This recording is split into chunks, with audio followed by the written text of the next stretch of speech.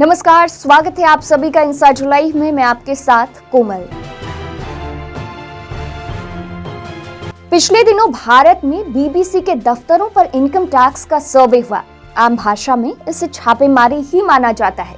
इसको लेकर भारत की राजनीति झटके से दो हिस्सों में बंट गई। जो केंद्र की सत्ता के पक्ष में हैं, वे इसे बस कानूनी प्रक्रिया मान रहे हैं, तो केंद्र की सत्ता के विरोध में खड़े नेताओं ने इसे सरकार की बदले वाली कार्रवाई बताया है। बिहार के सीएम नीतीश कुमार ने तो यहां तक कह दिया कि बीबीसी के द्वारा कुछ लिखे जाने पर ऐसी कार्रवाई होती है तो समझ लीजिए कि देश में क्या हो रहा है।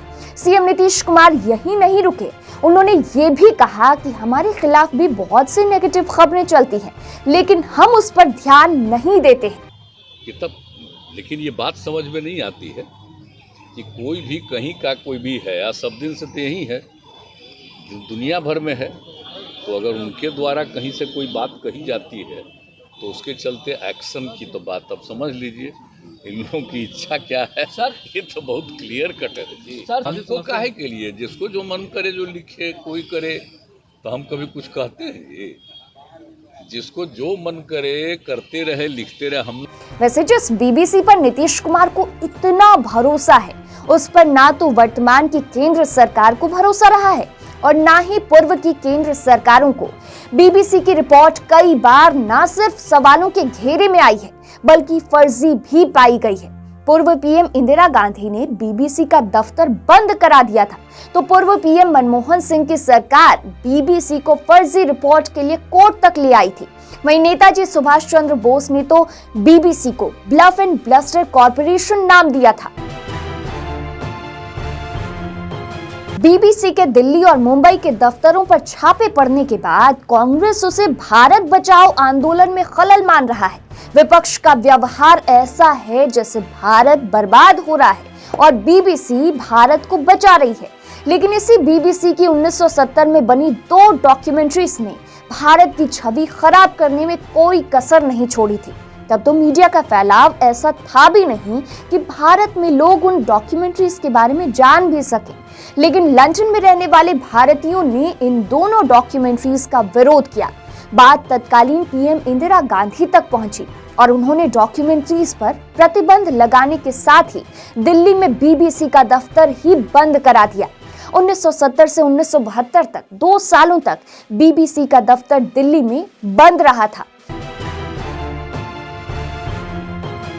साल आया 2008 का। एक बार फिर बीबीसी ने खड़ा किया बड़ा विवाद।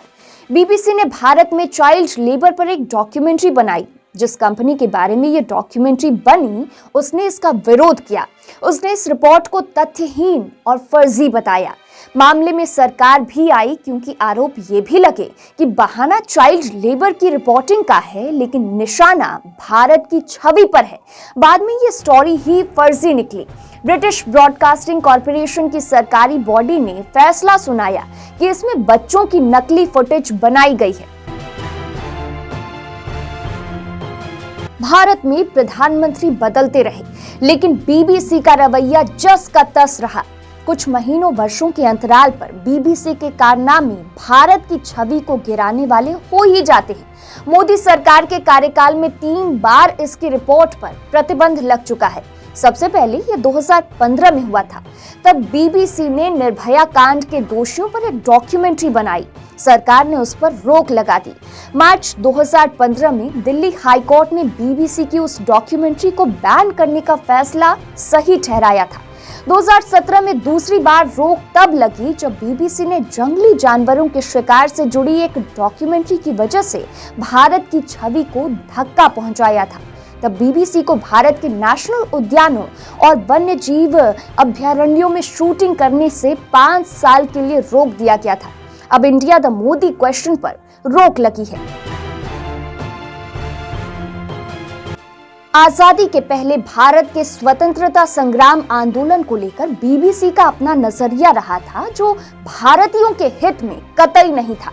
1940 के दशक में नेताजी सुभाष चंद्र बोस ने बीबीसी की पक्षपातपूर्ण रिपोर्टिंग की वजह से ब्रिटिश ब्रॉडकास्टिंग कॉर्पोरेशन को ब्लफ एंड ब्लस्टर कॉर्पोरेशन कहा था।